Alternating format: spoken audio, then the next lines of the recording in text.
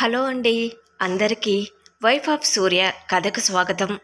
ఈ కథను పూర్తిగా వినిన తర్వాత మీకు నచ్చినట్లయితే తప్పకుండా లైక్ చేయండి. అదేవిధంగా ఈ కథకు సంబంధించిన మిగిలిన అన్ని పార్ట్స్ కూడా మన ఛానల్లో ప్లేలిస్ట్లో సేవ్ చేయబడి ఉన్నాయండి. ఒకవేళ మీకు ఇంట్రెస్ట్ అయితే కనుక వెళ్ళి చెక్ చేయొచ్చు. మరి ఇక ఆలస్యం చేయకుండా కథలోకి వెళ్దాం. తెల్లవారుజామున సూర్య నిద్ర లేచి చూసేసరికి చందు తన ప్రక్కన ఉండదు. ముందుగా బాత్రూంకి వెళ్ళి ఉంటుందేమో అని అనుకుని కళ్ళు మూసుకుని నిద్రపోతాడు. తిరిగి కాసేపటి తర్వాత చూసేసరికి మళ్ళీ ఆమె కనిపించకపోవటంతో టెన్షన్గా అరే ఎక్కడికి పోయి ఉంటుంది ఈ పొగరబోతు అని విసుగ్గా లేచి హాల్లోకి వస్తాడు. అక్కడ సూర్య అమ్మ నాన్నలు ఇంకా నిద్రలోనే ఉంటారు. సూర్య కోపంగా కేకలు వేస్తూ వాళ్లను నిద్ర లేపుతాడు. అమ్మా, నాన్న, లేవండి, చందు కనబడట్లేదు, ఎక్కడికి పోయిందో చూడండి అని తీవ్రమైన కోపంతో అంటాడు. సూర్య తల్లి కంగారుగా నిద్రలేస్తూ ఏంటి సూర్య, తెల్లవారుజామునే ఈ అరుపులు? చందు ఎక్కడికి పోతుంది? వంటగదిలో ఉందేమో చూడు అంటుంది. వంటిల్లే కాదు, ఈ ఇంట్లో ఎక్కడా లేదు, తలుపు కూడా తీసి ఉంది, ఏదో నాటకం ఆడుతుంది అంటాడు విసుగ్గా. ముగ్గురు కలిసి ఇల్లంతా వెతకటం ప్రారంభిస్తారు. చందు తన చిన్న బ్యాగ్లో కొన్ని బట్టలు, ముఖ్యమైన వస్తువులను మాత్రమే తీసుకువెళ్ళిందని సూర్య గ్రహిస్తాడు.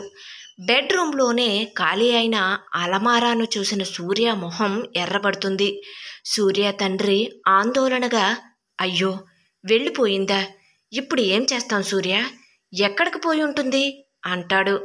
సూర్య ఎర్రబడిన కళ్ళతో క్రూరంగా నవ్వుతూ హహహ ఎక్కడికి పోతుంది, తన అమ్మా నాన్నల దగ్గరికే వెళ్ళి ఉంటుంది.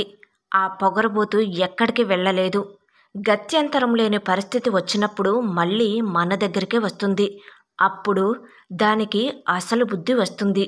నా చెప్పు చేతల్లో ఎలా ఉండాలో నేర్పిస్తాను అంటాడు. సూర్య తల్లి నవ్వుతూ కొడుకు మాటలకు వంత పాడుతూ అవును నాన్న, దానికంత సీన్ లేదు, 2 రోజులు పోతే తనంతట తానే వస్తుంది.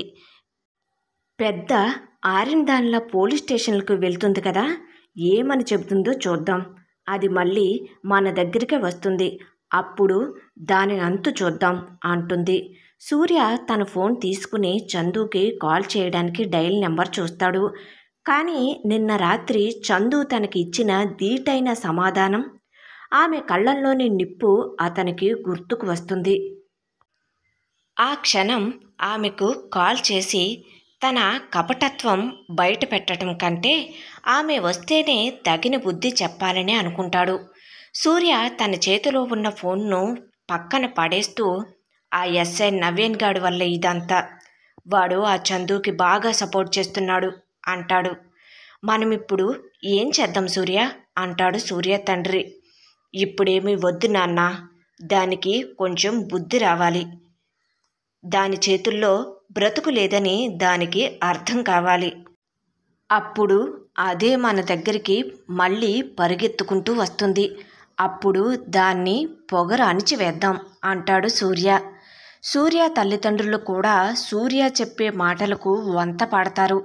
చందు ఎక్కడికి పోలేదని, మళ్ళీ తమ దగ్గరికే వస్తుందని, అప్పుడు తమ పగ తీర్చుకోవచ్చునని దృఢంగా నమ్ముతారు.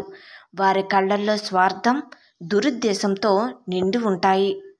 చందు ధైర్యాన్ని, ఆమె తీసుకున్న నిర్ణయం యొక్క తీవ్రతను వారు ఎవ్వరూ అంచనా వేయలేకపోతారు. వైఫ్ ఆఫ్ సూర్య కథ కొనసాగుతుంది. కథ నచ్చినట్లయితే ప్లీజ్ దయచేసి సబ్స్క్రైబ్ చేసుకుని ఎంకరేజ్ చేయగలరండి. Thank you.